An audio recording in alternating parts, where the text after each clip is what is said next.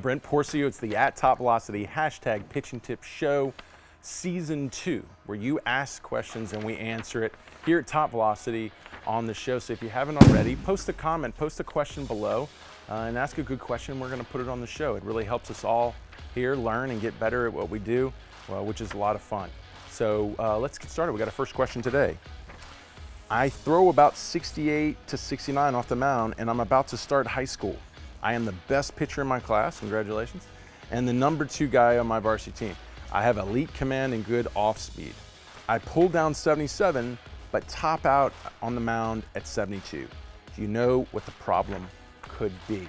It's pretty tough for me to tell the problem there because I didn't really get an understanding of your build, your anatomy, your athleticism, your biomechanics. But here's the thing, pull downs, a running throw, it's giving you all this free energy in the run to put through your body. Then when we get on the mound, we start from a static position, a non-moving position, and we have to then build our energy. So of course, you're gonna have a lot of people are not gonna convert their running throws to their mound throws a lot.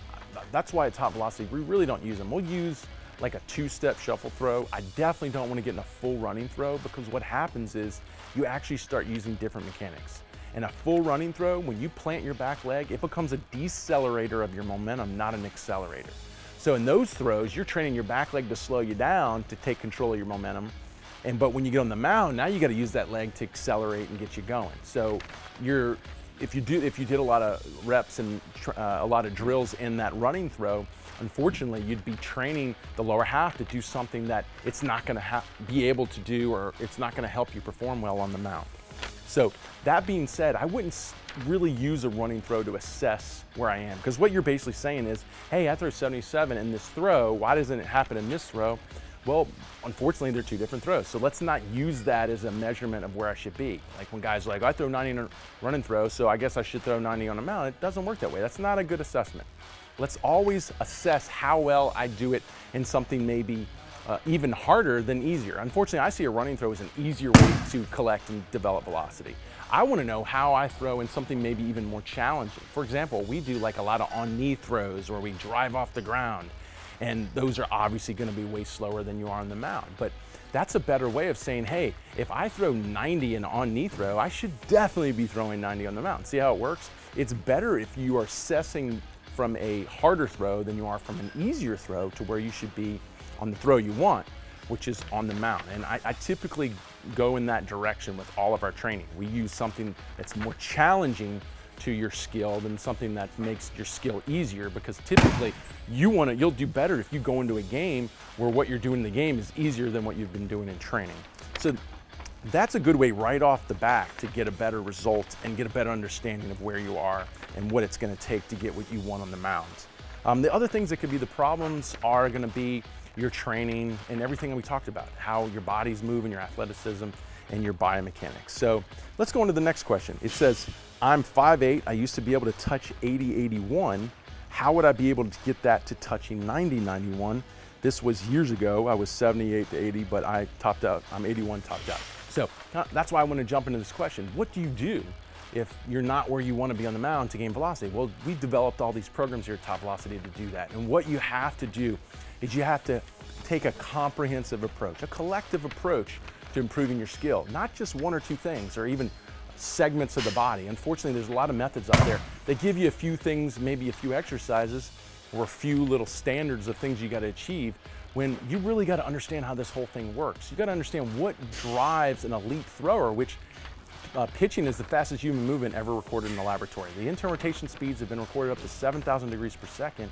And that means, that's even at the college level. So that's not like a high standard of what it takes to be an elite thrower, but that movement just at the college level is considered the fastest human movement in all of sports. So it is a complex skill. So you got to understand all the things that drive it. So what drives it? Mobility, speed, strength, power, biomechanics.